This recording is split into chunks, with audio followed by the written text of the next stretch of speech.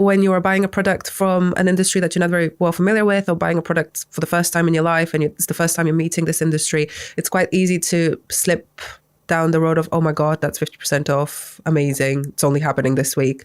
It's not. It will be the case next week as well. So just breathe in, breathe out, take your time to make that decision. Very savvy nowadays, which is fantastic. And it's quite, in a way, it's refreshing to see that these sort of pressure tactics, or bamboozling tactics, as I like to call them, don't really work anymore, because they feel so, well, they are so artificial and just salesy in an unpleasant, greasy way. So I like that we don't have to play that game a lot anymore.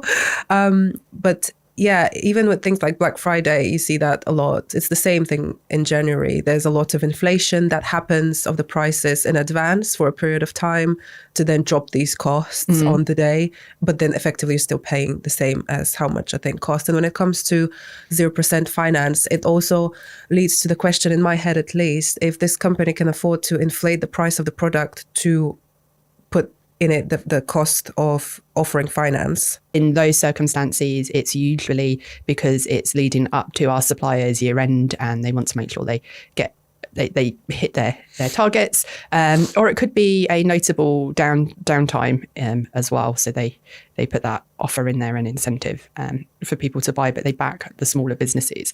I think when being a small business owner, I always question why big offers are out there, especially for small companies, just to kind of understand where they are, how secure they are. As we've kind of discussed in previous episodes way back when with Matt and Richard from the KBSA, just that kind of integrity behind them as well. Yeah. This is essentially why, as a business, we don't price match individual appliances, for example, because if you go online and Google every appliance we list, if they're available on kind of an online platform, you probably can find most of those appliances at a lower price. But you could be buying all 7 appliances from 7 different people. Some of them you probably never heard of. They've leaf.com. It's just taken from the plant behind Andrea here. It's just some kind of random website claiming to be able to supply these. Or maybe they can. But what they're aiming to do is to pull you into buying all of the appliances from them, because if one is particularly good, then the rest must be particularly good.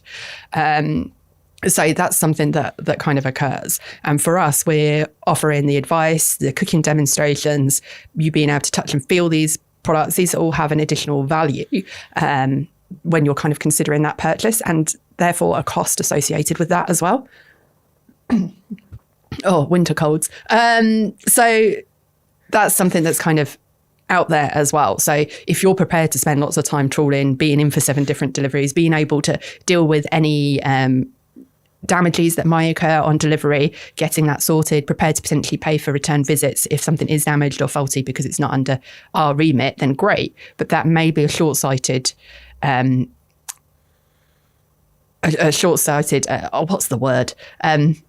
solution to saving money, because you may have extra costs in managing the deliveries, damages, potentially registering warranties via different places. There's a lot of things to consider there as well. You comment and share and like the episodes and podcast as ever.